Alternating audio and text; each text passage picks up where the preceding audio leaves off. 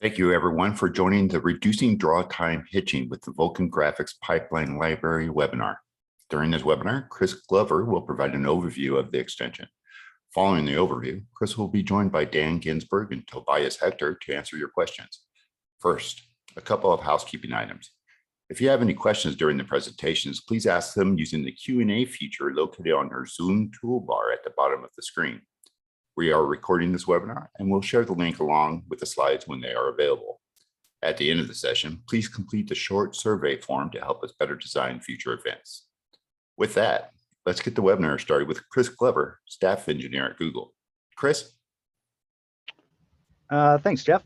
Let me flip to the slides here.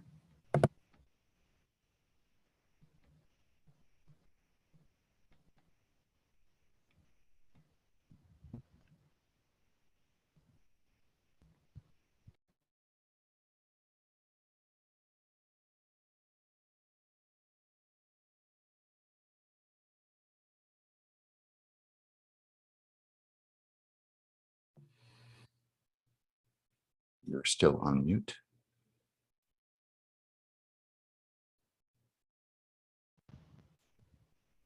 There we go. Mute should be fixed. Presumably everybody slides? Yes, we can hear you. Perfect. Thank you, Jeff. All right.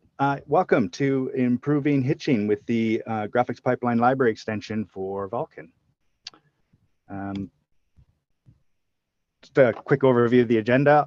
I'll introduce myself in a second, and then we will go through a problem review of what exactly is the problem with pipeline creation. Introduce the extension, give a bit of an overview, go through some very high-level examples, and then talk about caveats and special considerations, and look at maybe what an integration strategy might look like. As an example, every software is different. Your renderer will have special considerations, but we'll kind of go through it a bit, and maybe that'll help formulate in your mind what your strategy might be. And then we have a panel at the end with Tobias, myself, and Dan, where you can ask some questions. I think this should take about 30 minutes to get through the slides. We'll see. So who am I? I'm a staff engineer at Google. I work on Stadia, primarily in our rendering technologies, which is how I found myself involved in Chronos and Vulkan.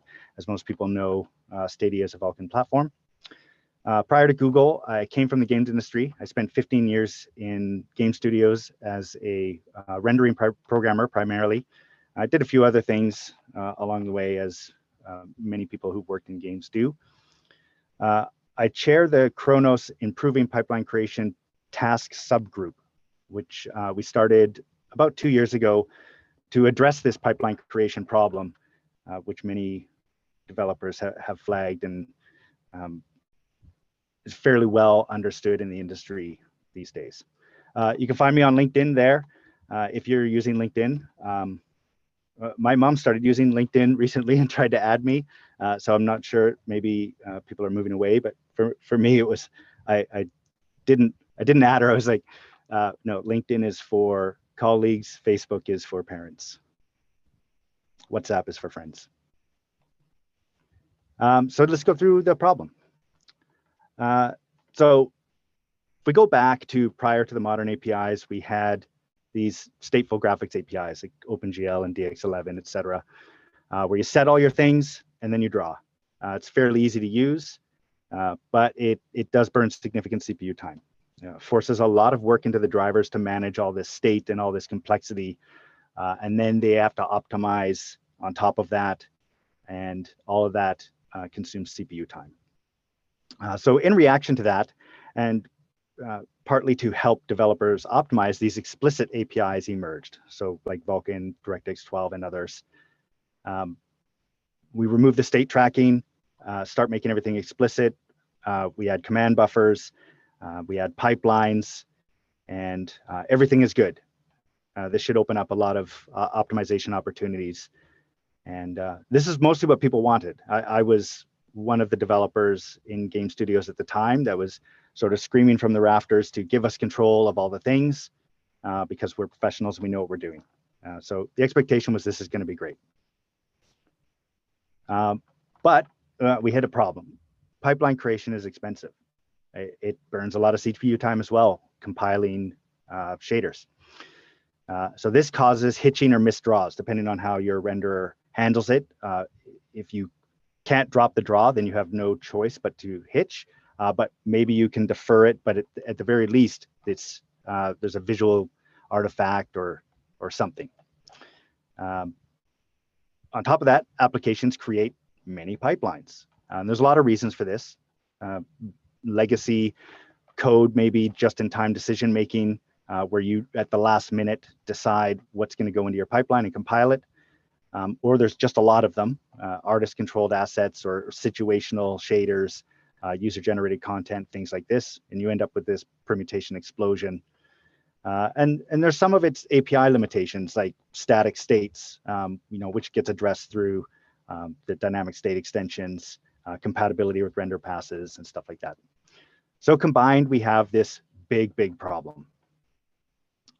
And when we say there's a lot of pipelines, there's so many pipelines, and it can result from things like, you have different vertex formats and different vertex shaders and different fragment shaders, different output formats, and you combine just a small number of these, and you quickly add up to 100,000 possible pipelines in a theoretical sense. Most of the time, they're not all compatible, so you don't end up with that number of them. But theoretically, you couldn't pre-compute them all just by some nested for loops, because there's just too many.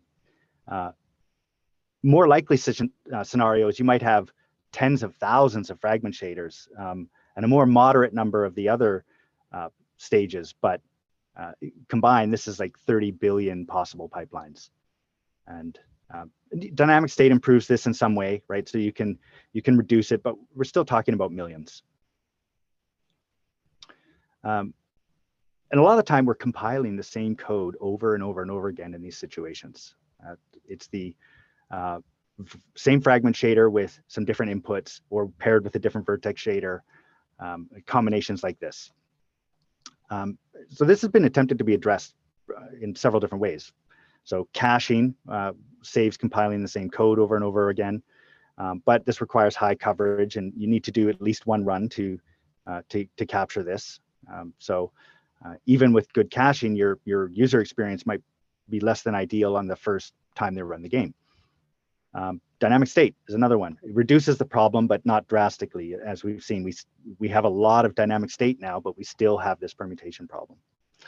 And that also adds some non-trivial API impedance. You have to ask if the dynamic state is supported, and then maybe maintain both code paths, and it's not ideal. Pre-compiling is an option that a lot of games take. Leads to long load times, and it's not always possible. A lot of applications don't know all their permutations up front. All right, so graphics pipeline library is designed to solve a lot of this. And it's going to try to do it through the code reuse observation. So compiling the same code over and over and over again. So we're going to try to avoid that. This is a direct link to the spec, but I'm going to go through some of the high points. So first, let's talk about what it is. It is a stage-level separate compilation model. It allows you to separate the vertex and fragment shader compilation and some other parts, but that's the main focus I want you to maintain in your mind for your mental model. So we're no longer going to require all of the pipeline state up front to compile your vertex and fragment shaders. You can compile the pieces you need and then cheaply assemble them together at draw time or some other time, but you could go as late as draw time in many scenarios. There's a few other bits of this that we'll get to.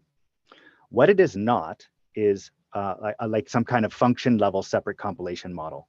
You can't compile parts of a shader and then link them together. That's a thing that's been discussed in the graphics world, but that's not what this is. So I just want to clarify that.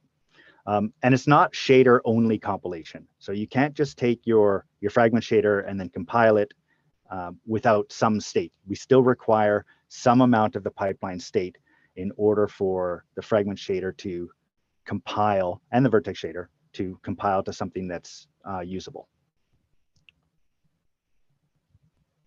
Okay, so I was talking about shaders in the last slide, but this actually extends beyond shaders. So what this extension does is it splits the pipeline into 4 stages: vertex input, the pre-rasterization or vertex shader stage, the fragment shader stage, and the fragment output stage.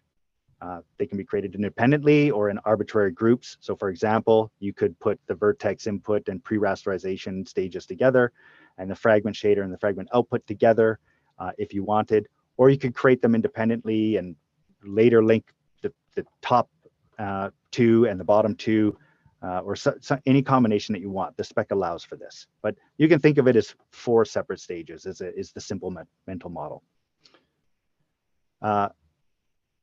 Then you take the existing pipeline state and we've distributed it amongst those stages. If you go look at the graphics pipeline create info in the spec, it'll document what that split is, and we'll go through it in a few later slides. The stages are explicitly linked into a final pipeline. You can look at the graphics pipeline library create info for the interface to that. We'll look at an example of that as well. It's pretty simple. It's designed to facilitate pre-compilation of stages. So what we want to do is turn this multiplicative permutation explosion into something that looks like more of a sum. So we have these 20 things which get added to these 5,000 things. And so you can think of the link step as additive instead of multiplicative. In the end, you still have the same number of pipelines, but we've reused each of those sections instead of combining them in a way that requires a full pipeline compilation. So you think of the link step as additive instead of the full pipeline step as multiplicative. All right, so how do we create one of these? Well, there's no special function or anything. We've reused VK create pipelines, create graphics pipelines. You just chain a graphics pipeline library create info to it, set the flag for the interface stage that you want. And if the bit is set for a particular stage, then the corresponding state for that stage must also be set. And then you will get this pipeline library that represents that stage. So you make all 4 stages and then later link them together. The link step also reuses create graphics pipelines. This time you chain a pipeline library create info to pnext, set the list of libraries to list of handles that were previously created in the previous step, and you'll in the end get a complete pipeline as long as you put all the stages in. Like I mentioned, you can recursively link. I don't want to focus on that, but imagine for simplicity, you've put all 4 stages in, and then in the end, you get this graphics pipeline that you can use like you would have previously.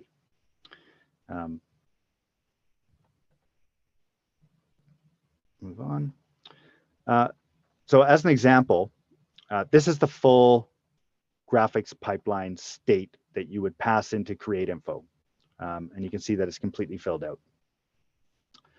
I'm going to try and flip between these slides so you can get a sense of what the difference is. So the very next slide is the vertex input state. And you can see in here, we've only had to specify the vertex input state and the input assembly state and any dynamic state that you might be using.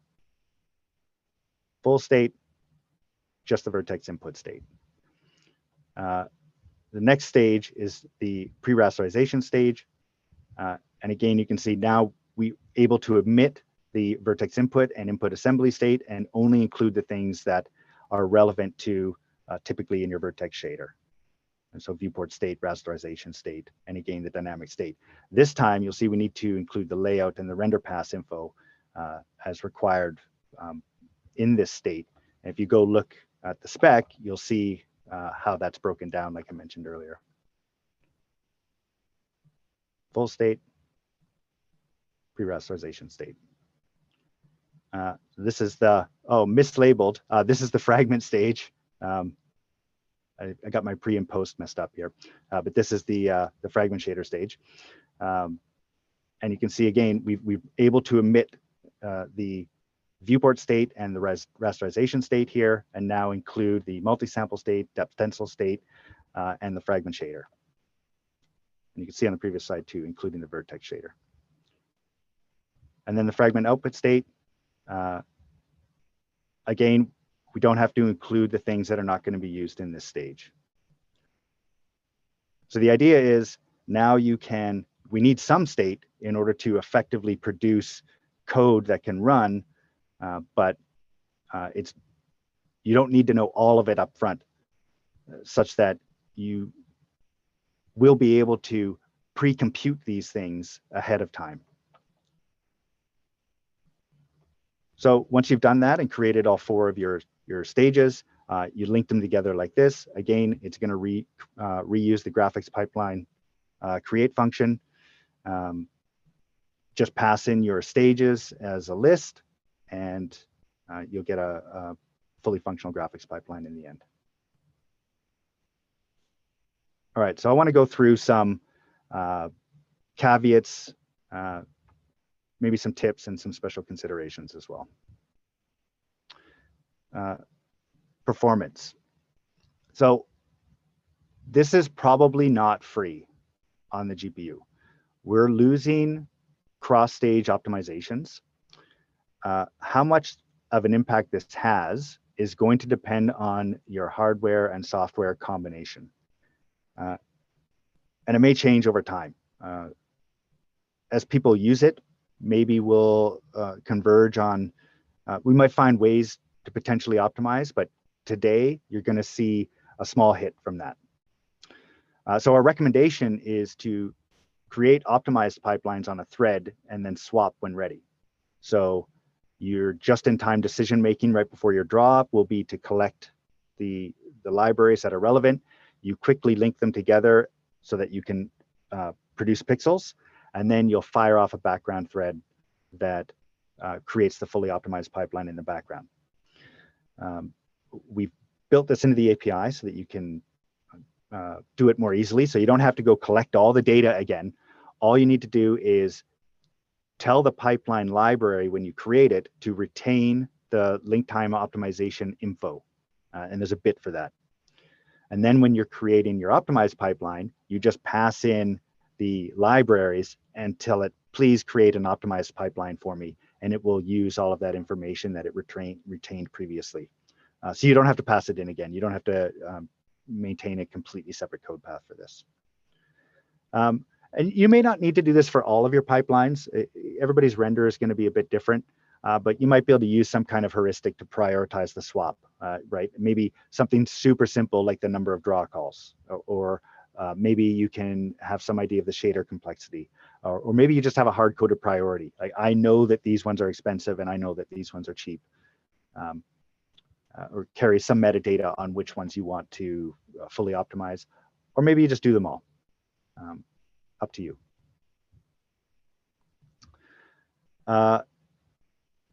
Use independent sets for pipeline layouts.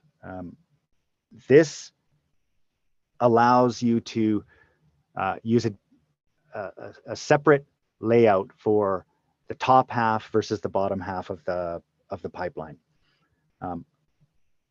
Otherwise, you end up in this same situation where you might have your vertex and fragment tightly coupled again. So you want to use independent sets for this, but that means that you might need to leave some gaps. If you pack your sets, then you're going to run into a problem where they have to the vertex and fragment need to match again. So I think Dan talks a bit about this in his blog post, and might be able to talk a bit more on his experience towards the end of this. Careful with the multi-sample state. You don't need to include it in the fragment stage if sample shading is not enabled and no input variables are decorated with sample. This is in the spec. My examples included it in both for some simplicity, because it's in there for both. unless this certain criteria is met, and then you can omit it from the fragment stage. And be careful with device features. Linking isn't guaranteed to be fast on all hardware. There's a bit for this, there's a feature bit to check if fast linking is true. If it is true, then you can assume that you're able to link these very quickly. If it's not true, then you can assume that it's still going to be faster than compiling a full pipeline, but it might not be instantaneous enough to not hitch, or at least not cause some kind of a frame rate problem. Also, the interpolation decoration might need to match between pre-rasterization and fragment stages. There's a feature bit for this. You can check that as well. Regarding both of these, we know that both are true for at least NVIDIA, AMD, and Intel.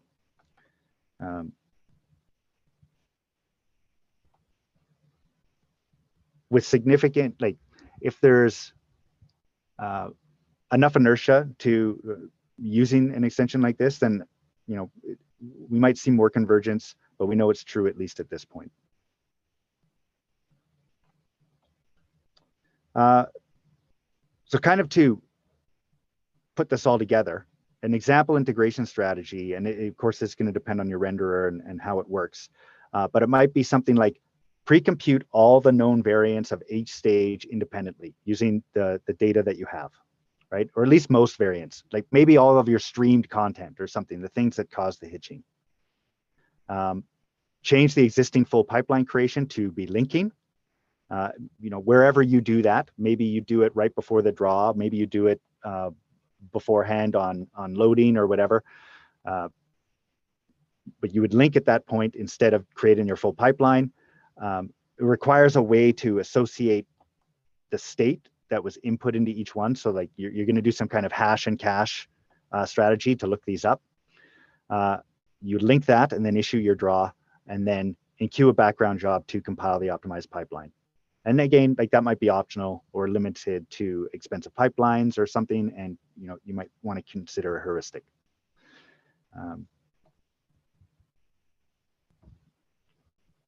Yeah.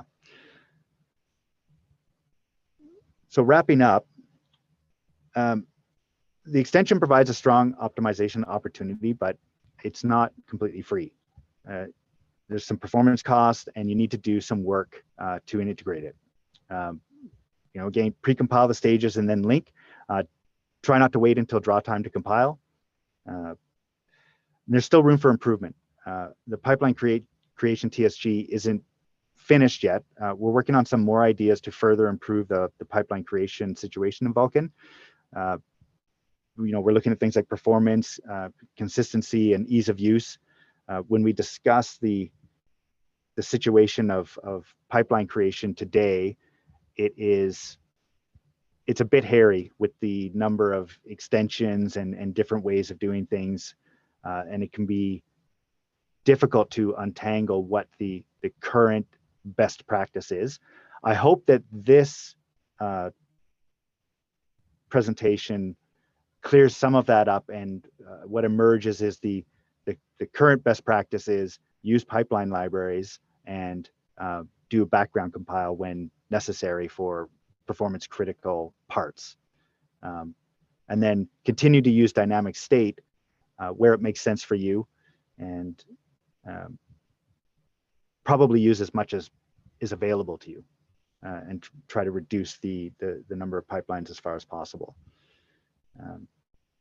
So yeah, for a case study, see Dan Ginsburg's blog post. Dan is in the panel, so he should be available for some questions. Yeah, and that's it. I thought it was going to be 30 minutes, but it was more like 22. But I guess that's fine. So yeah, we can move on to discussion, questions in the panel with Dan, myself, and Tobias.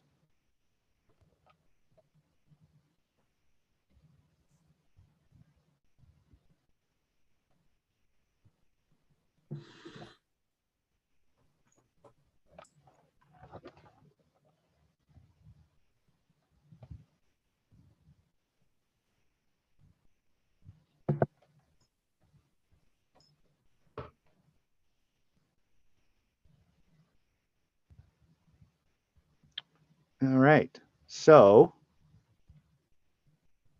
the first question, what is the expected CPU cost for a link on an implementation supporting fast link?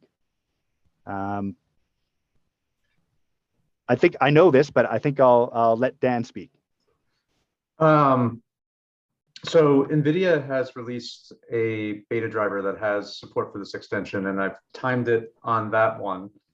And on average, it was 2/100ths of a millisecond to do a fast link, so 0.02 milliseconds.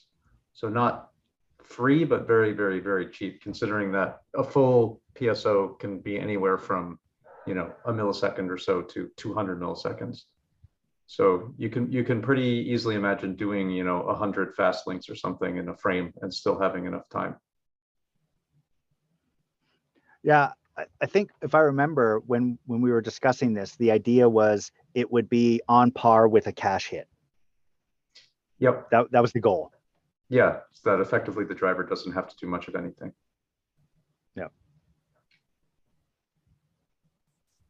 There was also a couple of questions in the Q&A that have been typed answered if we want to talk about those. Oh, nice. Okay. I typed answers out, but yeah, I said we'd talk about them more.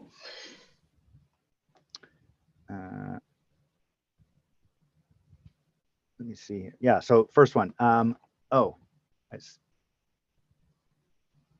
dealing with the Zoom interface. All right. Is there any downside to using this extension? Can you use it for speeding up init time with a large amount of known permutations? Do you want to take this, Tobias, since you wrote the answer? Sure, can do. I'm hoping Dan might jump in at the end, but that's fine. I can start. Yeah, we did talk about this, because we talked. Well, one of the things that we did a bit differently with this extension, we're trying to do that with more extensions, is actually start looking at how people might actually use it rather than just going, here's this problem, we need to solve this one tiny problem. Actually factoring what we're using, which is how Dan kind of got really involved in this, which is great. And one of the things we did consider was how people might use this in general as speeding up initialization time. And it's certainly the case that we would expect people who are just loading a lot of pipelines to just do a fast load by using the non-optimized links. Get all your shaders in there, get them in as fast as possible, start using them and start rendering as soon as you can, but then still do the background compiles, because at the moment that's still kind of a necessary step, something we're looking at. But that way you can get rendering faster without having 10-second loading times, ideally, even on first run, and you can then start the GPU performance going up. There may be some amount of slowdown on the GPU for the first 3 frames, but if you use some sensible heuristic for getting the most used pipelines compiled first, you should be able to. We need people to prove this out. You should be able to get to a situation where you can get a good balance between, CPU and GPU balance, and get rendering as fast as possible, as quick as possible, without any stuttering. Yeah, yes, to elaborate on that. So what I did in our engine, so in D3D11, what we do is as soon as our material system loads a material, it passes over the shader bytecode to our rendering abstraction, and we create the shaders on multiple threads, and that all happens during load time. And then some subsequent time later we draw, and typically the experience on a D3D11 driver is very good, because drivers are doing a ton of magic to lower those shaders to machine instructions in the background and have them ready at the time we draw, although there's no guarantee in D3D11. Previously in Vulkan, we had to delay all of that until draw time. We could create the shader modules up front, but we couldn't create the full PSOs. And so if we had a pre-warmed cache, fine, we would have a fast hit at that point. But if we didn't, if we had a PSO combination we didn't have cached, either because it was first run or it's some combination we haven't seen before, we get a hitch. So what we do with this extension is, at the same time our rendering abstraction would have created shaders for D3D11, we spawn background threads to create them, during our loading screen, to create them for Vulkan. and we create the individual vertex and fragment pipeline libraries. And by the time we get to draw, assuming those have all drained out, all we have to do is the fast link and potentially create the vertex input pipeline and the fragment output pipeline, although there's a fairly small number of those and they're quick to create. So if all things go well, you can get to zero hitching. And then, like said, you can still get, so in terms of the GPU performance, as long as you create them with the link time optimization bit, you could still get the same GPU performance as you would without pipeline libraries. If you want the fast link, you don't create it optimized at that point and you kick it off on a background thread, and that's how we do it. You could make a different choice there. Even if you use the optimized link, it's possible you still could get some gains from doing this stuff up front, but I'm kind of expecting that when you do the optimized link, that it's going to effectively be as slow as a full PSO creation, because you should get the same GPU bits out of it. So I guess to answer the question at a very high level, there isn't really a downside that I can see. You don't have to give up GPU performance to use this. So the second question is kind of related. So maybe we can elaborate, we can go a bit deeper on this. So this is from Shabazz. Missing cross-stage optimization is mentioned as a downside. If VS and FS are always linked and only input and output are separated, is that still an issue? Are the cross-stage optimizations between pre-VS and VS and FS and post-FS, are there cross-stage optimizations? Yeah, so he's asking if there's cross-stage optimizations in the vertex input into the vertex shader and the fragment shader into the fragment output. Yeah, I said respond to this saying, yeah, there's potential slowdown, like in any two given stages. Whether you get any or not is very GPU dependent. There's some minor stuff I know that we would have with regards, if you're linking these things, there are bits of shader code involved. AMD GPUs do not have fixed function vertex fetch. So the vertex input will have to be jumped to from a shader in shader code. And there are some extra registers we need to use to say where that address is and such. So there's a little bit of extra register pressure if you're not using an optimized link. It's not huge for us, but it is there. There is something to it. You may see similar things with like the fragment stage. We have to do a little bit of a jump there. It's not really major, but again, there's an extra register for the address of the shader potentially. It's not necessarily a big deal for us, but we'd still recommend to all developers to go and do that optimization link for all possible cross stages. I mean, it's possible that you've got a renderer where there really isn't much worry about the sort of things like trimming the interface between the vertex output and the fragment input, but it's still worth doing because there are all sorts of things a different GPU might be doing. You asked for examples. I hope that covered it. I was going to mention that too. It also depends on your software. It depends on what your shaders are doing. I mean, cross-stage optimization was an optimization we used to do, to try and lift things from the pixel shader into the vertex shader, or reduce the amount of data moving between them and things like that. In the DX11 days, anyway, that was common. So if you're doing that, then this may impact you less. If you're not doing any of that, it may impact you more. Yeah, I was going to say something similar. So far, my GPU measurements on NVIDIA with their beta driver, I haven't really seen much difference with DX11 style shaders where we've already done the cross-stage optimization manually, because D3011 doesn't guarantee it either. But I haven't done robust testing of that yet, and I plan to do the optimized link anyways. It's one thing really nice about the extension is like you've done all this work to get all of this bits and state together, and the last thing of doing the optimized link is, oh, I just need to flip this one bit and send it again to the API. So it's quite simple to kick that off.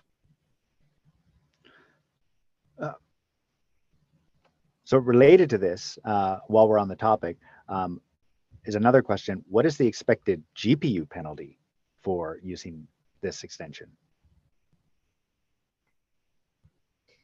So that's what I was saying. I was measuring the GPU penalty and wasn't measuring much on NVIDIA. And I think Tobias was kind of saying what the implications are without the fast link with the jump for the vertex input and output potentially. It is obviously, it's going to be GPU dependent. We'll have to collect data and see.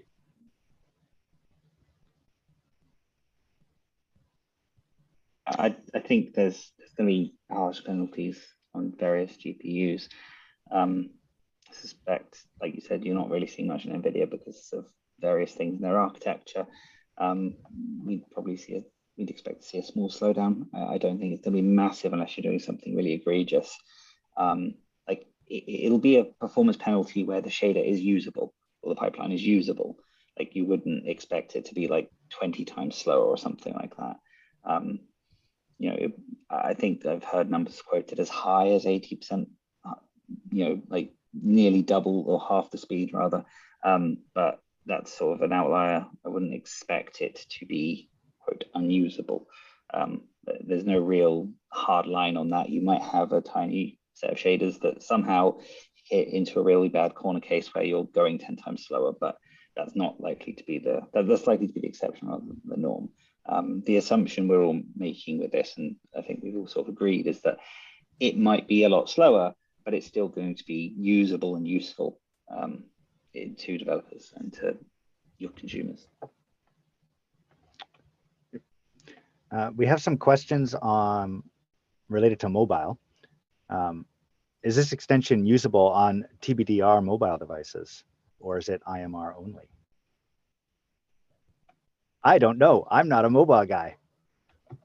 Well, yeah, we don't answer, but we don't have a mobile person on the panel, but they were in the room when we made the extension. So I don't know. I don't want to make any promises, or I'm not sure what we can say. I think it's fair to say they were involved in the design process. Like we had all the vendors engaged and made sure that the extension was supportable in some fashion, and not, you know, unusefully. We can't say anything about whether they're going to support FastLink or anything like that. We don't know. But the extension was specifically designed so that they could support it. The driver update path is slower on mobile devices in general for a whole host of non-technical reasons. But you know, if you're interested, you're going to have to go talk to your specific vendor about it and ask them, unfortunately. But there's nothing excluding those platforms and devices from this extension. We would hope to see it permeate. Yeah, we tried very hard to make it supportable on both.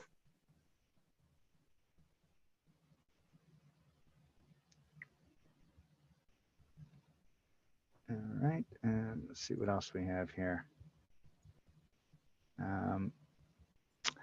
Why isn't tessellation geometry shaders separate libraries? Slightly more complicated. That's the reason. We talked amongst ourselves when designing it, and there's quite a lot of compiler work behind the scenes to make this extension work. It's not a small extension. They work when you've been dealing with monolithic pipelines since the inception of Vulkan. And geometry and tessellation was something that we polled developers on and got the answer that most of the pipelines using geometry and tessellation are kind of always using geometry and tessellation. There aren't many of them. And this obviously not as a universal rule. But effectively what we came to the conclusion was that the amount of work it would do for implementers to get that working would possibly not outweigh the benefit, the small, we think, benefit you would get from actually advertising that feature. It's not necessarily off the cards forever, but in order to get this thing shipping and useful and out there to the majority of people, we deferred it basically. But it might come back later, but for now it's tucked in there. Yeah, I would say on that, just if people out there have use cases where, you know, there are large numbers of geometry and tessellation shaders and this is limiting their use of it, we'd like to hear about that. Because we could do another extension in the future that added those as separate stages.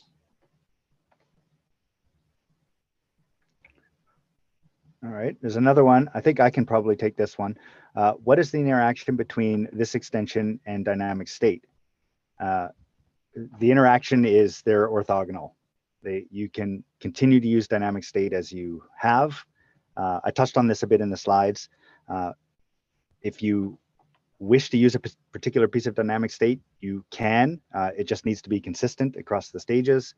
And you should be using dynamic state. You should be using as much of it as you can.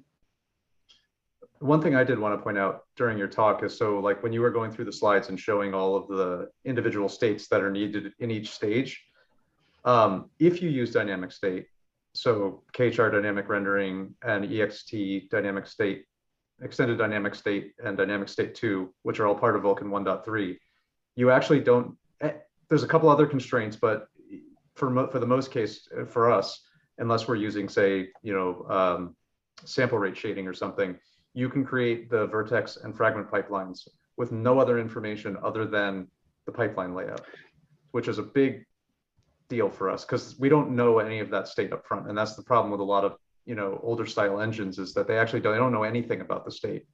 And it's not straightforward to plumb that in. What's my render target format going to be? What's my vertex format? It could change depending on what part of code is using this vertex shader. So for us, like, we don't like using this extension. It's basically, we say, okay, well, I'm only going to do this if dynamic state extensions are supported, and they will be on Vulkan 1.3. So they are like, they were designed together to make sure that you could create the individual stage libraries up front with no other information other than the pipeline layout if you need to. Yeah, like the way I would, oh, sorry, Chris. The way I'd treat it is start by default assuming everything's going to be dynamic, and then if you can provide extra information in the form of static state, go for it, but don't stress about it. Start with just setting all the dynamic bits. It's fine, at least for non-optimized link, and then add in the bits you can as you go. I have a question about that for you, Tobias, which has been answered in other Vulkan calls, but how should a developer think about dynamic state in terms of the implication? I mean, obviously now they have to call a command buffer API to set a state, but when they think about it, like from the perspective of the GPU, what's different, and what is the trade-off in cost?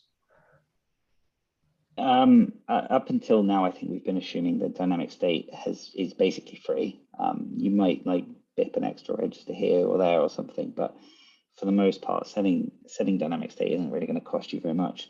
Like it's not something I would worry about as a developer, really. There may be occasions you get a bit of a speed up, but it's going to be so minor that it's not something you need to worry too hard about. It's more of one of those things where if you have an opportunity to optimize it down the line, you should go for it.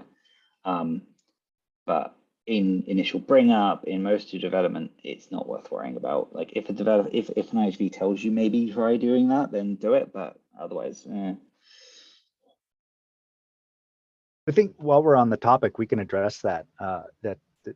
Because there's no guarantees in the spec about what performance cost of dynamic state might be. Some people assume that, well, it must have some penalty, otherwise it wouldn't be special. And we know that that's not true. And the default state should be use as much dynamic state as you can, and then don't use it where it's hurting you. Yeah, I mean, I'd still flip that on its head. I'd say just use it, and then if someone tells you stop using it, then stop using it if you can. Yeah. Like, don't worry about dynamic state is basically the message. Like, if it's there, use the dynamic state. It's fine. Don't worry too hard. Like the chances of it affecting the actual real time, like frame time of your game or application, is very minimal. And I think because people don't know, like generally, we've picked dynamic state that we know will be basically free. It's been done intentionally.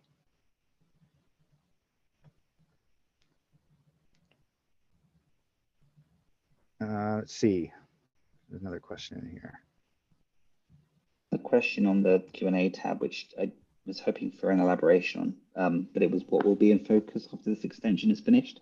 But then there was a second question, when WSI2 is coming. I'm not sure what that means, although we have used the abbreviation WSI to mean Windows System Integration. I don't want to go too far into it, but like we're here talking specifically about one focus group within the Vulkan working group, which is to deal with pipelines. WSI is a separate topic, which we wouldn't focus on in this group, although individuals among us might do that. I don't know if we want to talk much about what we're thinking about next, Chris. I mean, you sort of alluded to some in a slide. I'm not sure if we need to talk more beyond that.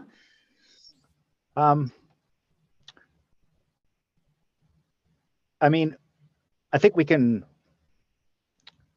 Well, I mean, the truth is we don't know the specifics yet, but we are asking the questions. I guess we can talk about the questions we're asking. And some of the questions are, is there something radical that we can do?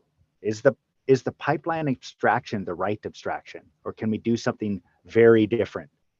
And I know like some people talk about, when I mentioned in the slides that the previous APIs were on a lot of levels easy to use, right? You just set it and forget it. And that's nice. And now we've hoisted all this state management up into the application, and some developers don't like that. And understandable, it's a lot of management that they have to do. But I don't know that we want to revert to that just because like that's familiar and easy. But I do think it's worth asking the question, is the pipeline abstraction the right abstraction, or can we do something different that's radical and really gets the best of both worlds? Because right now we have this blob that we're trying to pull apart with dynamic state and with libraries and things, and we're trying to make it less monolithic when it was designed to be monolithic. And that's going to hit some limits eventually. Eventually, it'll be like it's just a bunch of dynamic state again, and I don't think we want to end up in that world. But I don't know what that is. So that's what we're talking about anyway. That's the line of thinking. If anybody has genius ideas, I'm sure we would be open to hearing it. A lot of the time, these ideas. What's difficult is trying to marry the interface that's easy to use with the constraints of the hardware such that we can produce something that's going to result in a performant code, like it's going to run well. That's the trick. And so sometimes you can come up with a great API, but actually practically implementing it in a way that doesn't consume CPU time or isn't slower on the GPU is the hard part. And how do we do that? And that's really where we're at right now. Yeah, I mean, I think it's worth pointing out, because I know this comes up a lot. We get public comments about this all the time, like, oh, this was the wrong direction. We made a decision at Vulkan 1.0, and D3D12 made the same exact decision, which is we had developers saying, we don't want hitching anymore. We don't want you doing runtime patching during, when you're submitting draws. And so we with that constraint, we went off and designed pipelines, and we went, in that direction. And maybe, I think we went too far, but it was a thought. We did it, and it's now been several years, and we've gained a lot of experience with it. And we know that there are hard problems that are just impossible to solve with that model. We can't just tell all the game engines to update to know all their state up front. It's just not practical. These are huge, big pieces of software that are very complicated. Re-architecting on that level just isn't practical. But we can't also just go back to what we had before, because we know that doesn't work either. We need to find some middle ground, or not necessarily a compromise, but some better thing that allows you to have, meet the use cases of these pieces of software and do what they expect without adding all the patching and the hitching and everything else. So, having the explicit control without having all of the implicit heuristics that ended up happening under the covers of older D3D or GL implementations. And it's worth noting, we do have some ideas for this. We're exploring them now. But if anyone has ideas, and we've heard a few already from various public issues and such, feel free to start talking on GitHub.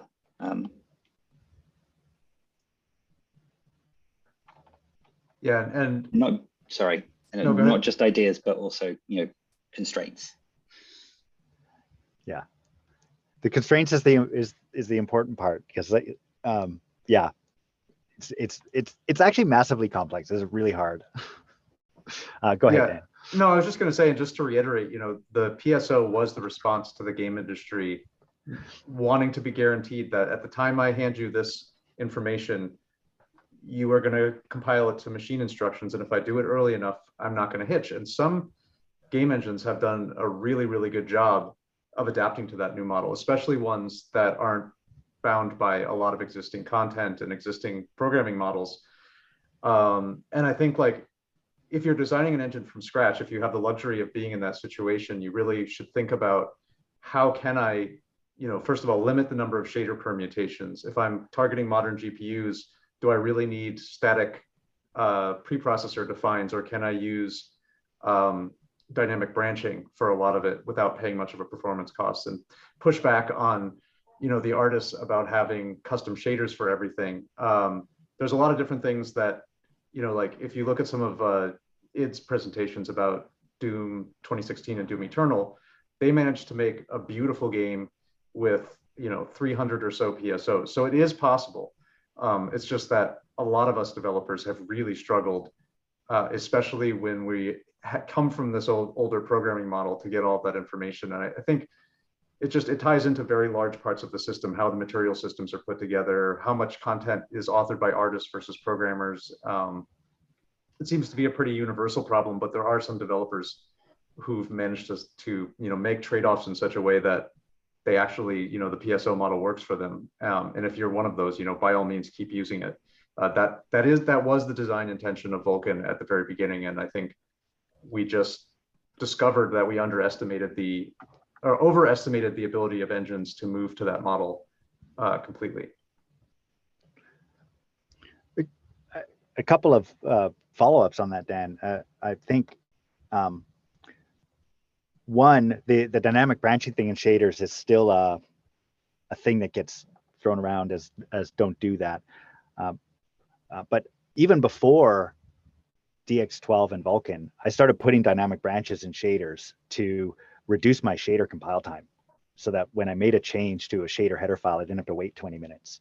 And I just wanted to get the fragment shader count down from tens of thousands to 5,000 or something manageable. But then, so it's doable. And people should look at that. The other thing I wanted to touch on was we sort of romanticize, like when we talk about the engines and whether or not they can adapt to the new model or the old model, or they're constrained by the old model. Like I remember reverse engineering what would trigger state uploads on GPUs, right? So and then you would try to figure out when to change state on the CPU code and stuff, and you check like, oh, if I'm running on this hardware, then do it this way. If I'm running on this hardware, do it this way. And this is all in an API that isn't supposed to expose any of this stuff. Like you're having to reverse engineer it in order to try and get around it. And that was one of the reasons why, exactly as you said, we wanted the PSO model. Like we were like, I'm going to hand you this blob and I promise it's in the right state. Just make it work. And but we've underestimated what that was going to cost. But I don't think we should forget what the old way was of having to understand what this hardware is doing when it's actually totally opaque to you. Like you're not supposed to know. It's hidden. Yeah, absolutely. I mean, I remember the discussions in the early days of Vulkan, and this drove developers crazy. Also, why for the first 30 seconds to a minute of my app are there driver threads spun up doing, what are they doing back there? Well, we knew that they were compiling shaders, but we didn't ask them to. And then you get inconsistent performance for other reasons. So yeah, there are a lot of trade-offs, and it is a complicated problem space. And that's why finding solutions has been, a long path. Yeah. But then along that, like we would warm the driver sometimes, right? By drawing 1 pixel, like I'm going to engage 1 pixel during my loading screen to massage the shaders to get things fired up and stuff. And I prefer being in the explicit world where I'm going to explicitly fire off a background thread to optimize this pipeline. Yeah. Cool. I think that is all the questions. I'm going to scan, make sure. No, I think that's it. I think I can hand it back to Jeff at this point. Great, thanks. That was a fascinating discussion. Thank you, guys. Thank you, Chris, Dan, and Tobias. We appreciate your time and effort today. As a reminder, a recording of this presentation along with the slides will be available on the Kronos Group website, and a direct link will be sent to you in a follow-up email. As you leave the webinar, please take a moment to fill out the survey that pops up. Your feedback is important to help us improve these presentations. Please let us know if there are other Kronos-related topics you may be interested in. And thank you for joining us. We hope you enjoyed the webinar and have a great day.